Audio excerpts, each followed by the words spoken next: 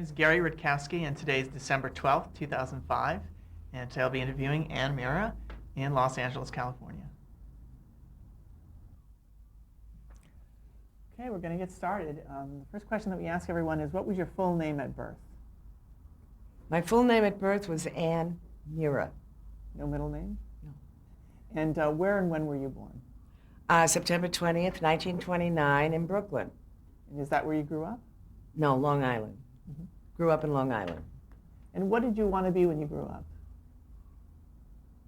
What did I want to be? I guess an actress.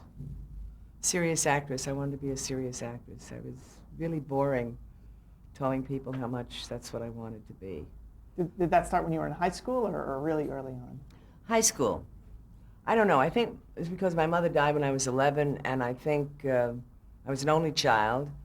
And my mother loved films, and I used to go to movies with her, and I wanted to be like that. I wanted to be, you know, on the silver screen.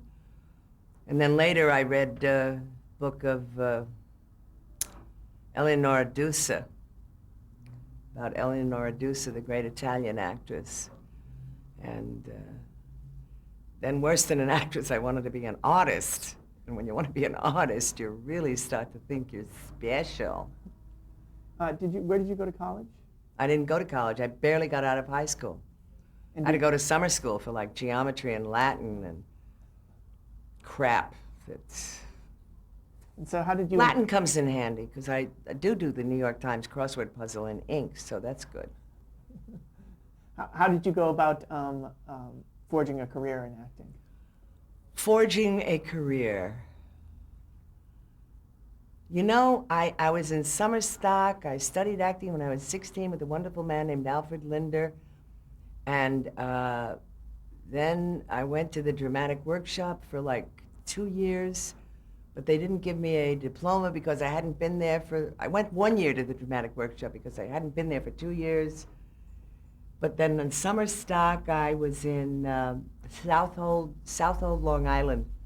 I was an apprentice. I think my dad had to give me some money to even pay to be part of that. And I was in the last 3 plays they did. And in that year, this is 1949 or 1948, so I was like 18. And you could join Actors Equity if you were in 3 plays in an equity company, and this was a summer stock equity company. And I was in Dark of the Moon, The Little Foxes, and The Voice of the Turtle. And that qualified you? Yeah.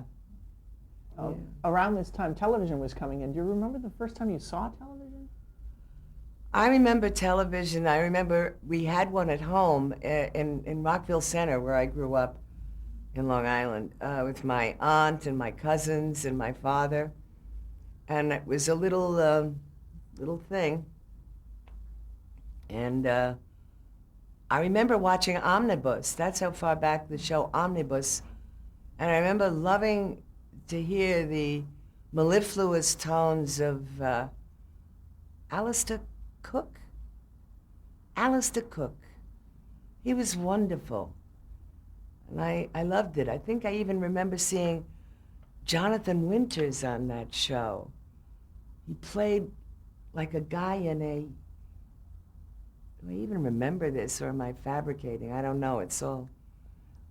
he played a gas station attendant who was filling up gas in a car and then helping the guy. And I remember part of the sketch was where he had his fingers like this on the window of the car, and the guy was rolling the window up. That's all I remember. It was hilarious. Pain usually is if it's not happening to you, you know. And you started to appear in television in those early days. Do you remember the feeling of being on live television? Was it different from being on the stage with the cameras rolling around? I've never been on stage with cameras rolling around. Really? What, is that the way you put that sentence? Shame on you, Gary. No, was it different? Of course it was different. No, you mean a TV show with an audience, with cameras in between you and the audience? Or a theatrical play, just you and the audience? Yeah. I guess it was different. I know I did television. I didn't work that much. I'd audition and I would dry up at auditions. I really stunk. I did get a job on a Sunday morning show called either Look Up and Live or Lamp Unto My Feet, or there's somebody's phone ringing. Okay. Do you get it? Yeah.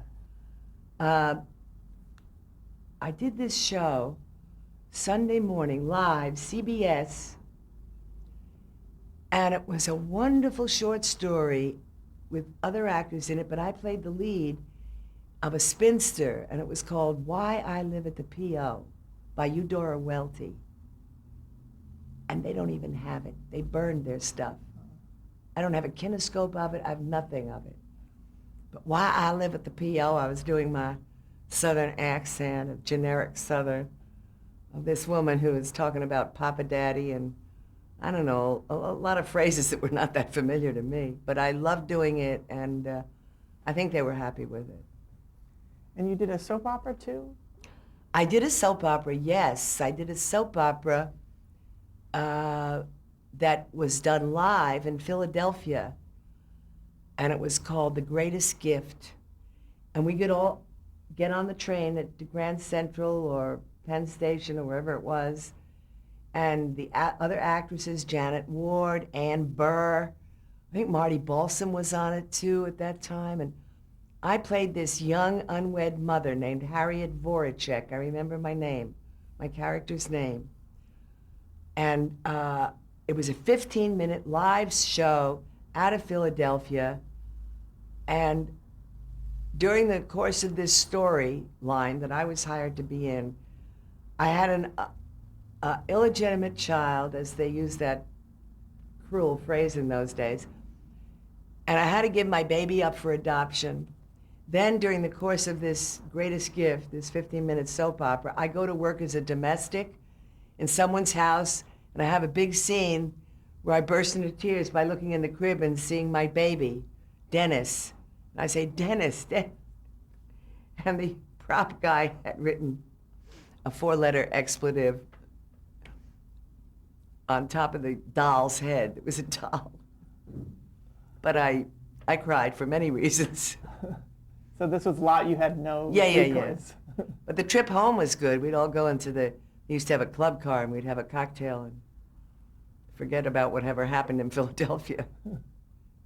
We asked Jerry, and we asked this of all of our interviewees, about the Hollywood blacklist during this time. Right. How aware were you that these things were going on? I was very aware. We were not we weren't big enough to be fingered or named by these people. But there was an odor of fear in everything, and guilt by association, and people that we knew and respected greatly. Later, I got to work with the great Zero Mostel in a dramatization based on James Joyce's Ulysses, the section being called Ulysses in Nighttown, that Burgess Meredith directed, and Zero was in it, and Carol O'Connor was in it, and John Astin was in it, and B. Arthur, and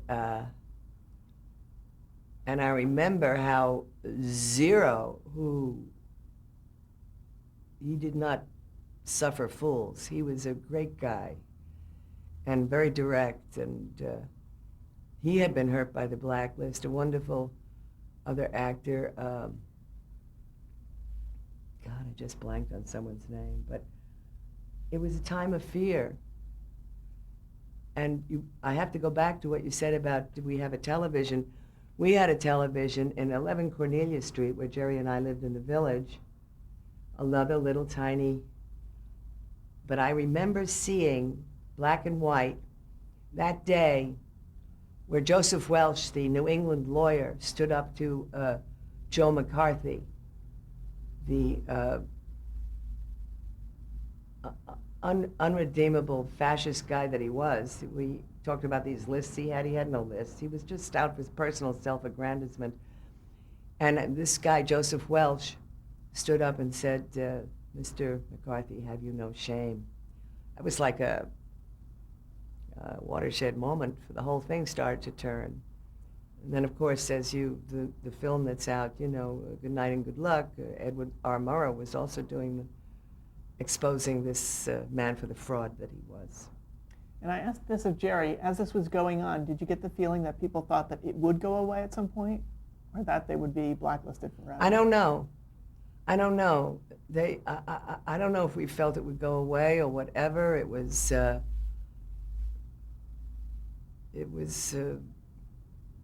very repressive time. But it was before Vietnam. It was before that. And once the Vietnam protests started, no one was going to take that crap.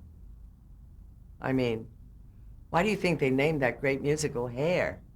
This Hair infuriated people. The visual sight of people not doing the button-down look or the accepted living in their ticky-tacky boxes the way, you know, it was, 55,000 died in Vietnam, I believe. Wasn't it? 55,000? So you think that the McCarthy period was of its era, that couldn't possibly have happened even 10 years later? No, I didn't say that. I didn't say it couldn't have happened 10 years later. I don't know. I'm saying that it was diffused. The guy got diffused and debunked and lost his creds through Joseph Welch, who was a very upright standing, Foursquare guy, and Edward R. Murrow and other people. And, you know, all the chicanery between him and Roy Cohn and that whole Megillah, it was I forget the exact year the Vietnam War started. Do you know it? No, huh? You're in the wrong archive early there, right? 60s, yeah. What? Early 60s. I think so, yeah. But I know it was after this period in time. And I don't know when people started to really make a stand against it. But a stand was definitely taken, and sides were drawn, very strong, as sides, I guess, are today with the Iraq unfortunateness. And although that seems to be changing, it seems that there are a lot of conservative and Republican people that are against the war in Vietnam, in Iraq. So hopefully we'll get those young men and women home soon. Well, I talked with you and Jerry about your careers together. In the mid-'70s, you had your own series called Kate McShane. I had a series called Kate McShane that lasted 10 minutes. Actually, we filmed 10 shows. They aired 9. Yes, I was queen for a day. It was in my grandiose period. It was great fun. I love one-camera film. I enjoyed that a lot. Can you talk about the character, or what character did you play? Well, the script was actually written for a man, described as a tall Kennedy-esque character. Then they made it a woman. Freddie Silverman was the head of CBS at the time. I guess I was one of Fred Silverman's mistakes, for which, Fred, I apologize completely for. And they made it into a woman, but they never really made her a full-blooded woman. She had a father, the Irish father. She had a brother who was a priest. Charlie Haid played the brother, and Sean McClory played my father. I think he was only like 10 years older than me, or maybe a dozen or 15. And he had an Irish accent, and he always talked like that. And but she had no love life. She was like, you know, a nun. And how did you find out that the series was canceled? I don't know, but I did not take that news well. We were very sad, because Jerry was doing a sitcom at the time called Joe and Sons, and that show was canceled too at a similar time. I think they told us, or, you know, I never learned how to drive a car, and I figure I'm saving lives by not learning at my age. So it wasn't that suddenly my parking space was gone. A lot of people discover that way. But I think we were just abruptly told, and it was, I think Jerry and I and Jack, some of the people connected, Dick Rossetti and Jack, who wrote the script, a nice man, forgive me. Newman? Newman, E. yeah. Jack Newman? Yeah, E. Jack Newman. Mhm. I think we all chartered a plane and went to Vegas and gambled money and lost money and drank. But the show Yeah. was well received, was it not? I guess by 4 or 5 people, but not enough to, you know, I thought the work was good. There was really wonderful actors to work with. And it earned you an Emmy nomination? I don't know if it did or not. I think so. Did it? Mhm. I can't remember that stuff. I don't know. I did get an Emmy nomination for Archie Bunker's plays Mhm. and for something else. Oh my God! I did a guest shot on Medical Center, which was the big doctor show at the time, with Chad Everett. Mhm. And I had aortic stenosis. Not in real life. On this show, I had aortic stenosis. And to this day, I don't know what it is, but the person I was playing didn't know what it was either, so it was all right. And I had a big emotional scene with Chad Everett. And the day I had the big emotional scene, when the camera was on me, the day before we had done the scene, when Chad Everett was there and I had done my side of the camera. But on the turnaround, the next day, he was not there. I don't know what he was doing, playing golf, shacking up with someone, I have no idea. And I had to play like you're the camera, and I had to look at him like right there, just camera left a little. And they had a pole with a tape. And I had to look at the tape. But the dialogue was coming from off there, from a script person, script lady. And that was It was a very challenge, upsetting. huh? It was upsetting, yeah. Oh no, you did it. I did it. It was good. You know, you cry and all that crap, you know.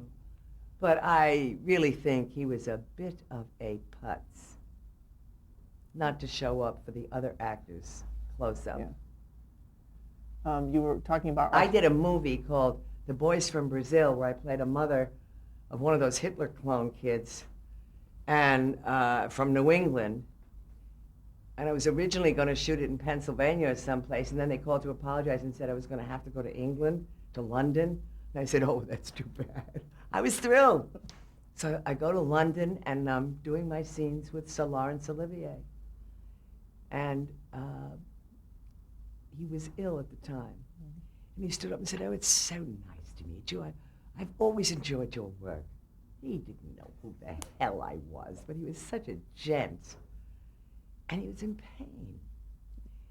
And I remember on my close-ups, he was standing there, and I went to visit him in his hotel room. He was the Nazi hunter that his character was based on. What's his name? He just passed away, I think. Wiesel? Ellie Wiesel? Wiesel. Yeah. Yeah. Yeah, and he... Oh, was it Simon Wiesenthal, actually? Simon Wiesenthal, Yeah. not Ellie Wiesel. Yeah. What are you, Episcopalian or something? Simon Wiesenthal. But I don't believe the character is called that name. Mhm. So it was sort of a fictionalized thing. But I go to ask him something in his hotel room, and he lets me in, and we talk. And when it comes time for my close-up, again, it's sort of an emotional scene, and he said, I'm just going to hold the hotel key the way I had it in the master, darling.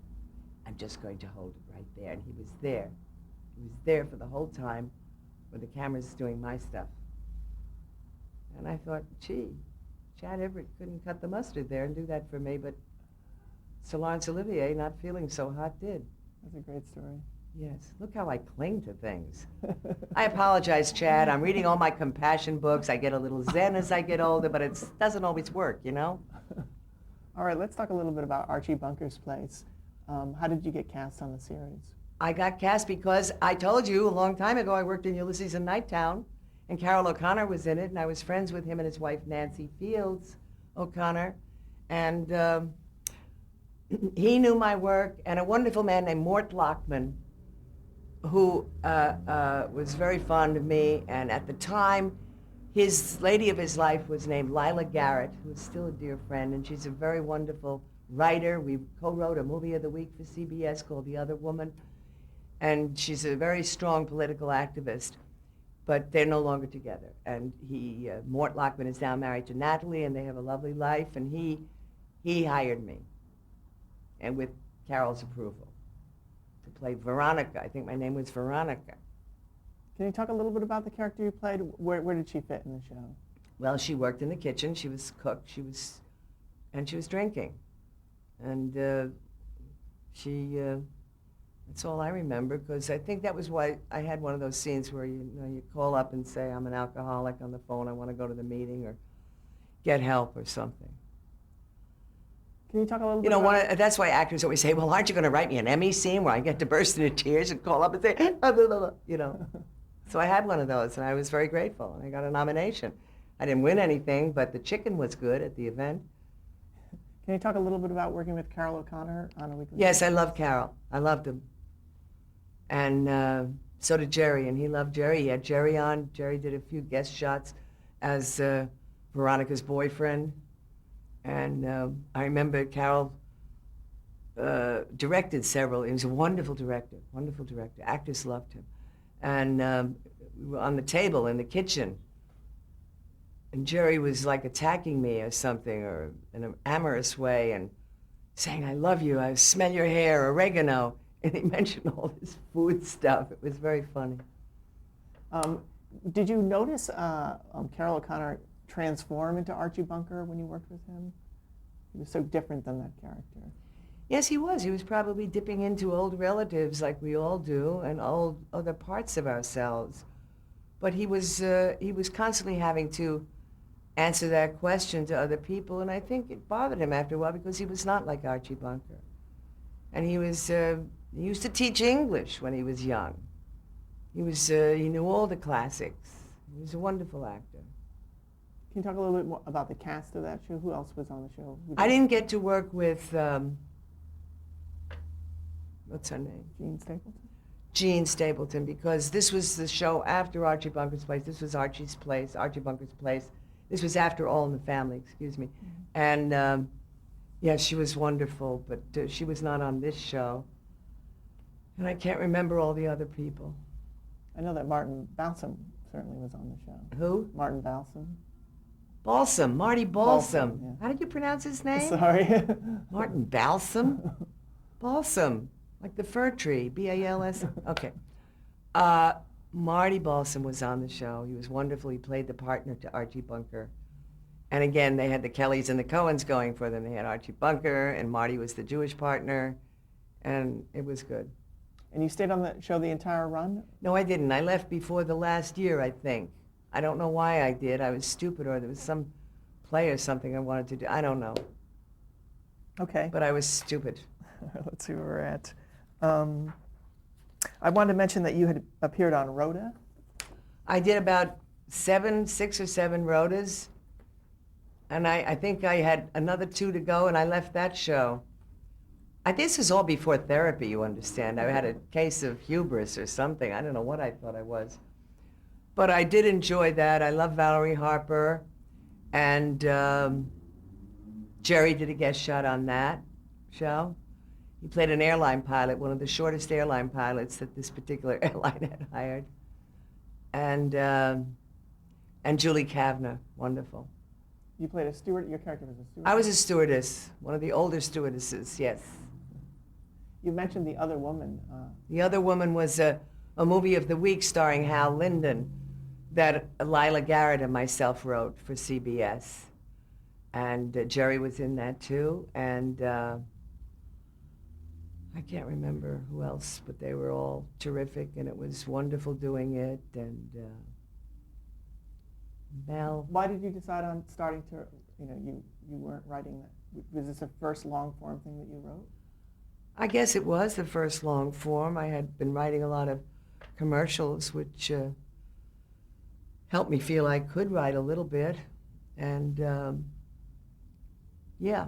You appeared on Murphy Brown as well? I did. I really hated being on Murphy Brown. Oh, really? Yes, I loathed it. They were all terribly nice, very polite, but it was a closed club. They threw a black wig on my head, and it says, "You're Eldon's mother." I did 2 of those, and That was it. Did that happen frequently where you had a series, you came on as a guest star in a series and they had been doing it for years and it was difficult to fit in with the group? I can only speak for myself, and I only had that occur this time on Murphy Brown. Again, I bent over backwards to say they were all polite and kind and closed off. Okay. I mean, they certainly weren't like that on Rhoda. Are there instances where you had a real welcome wagon when you appeared as a guest star on the show? When I was a guest star, I don't know how many shows I was a guest star on. I can't.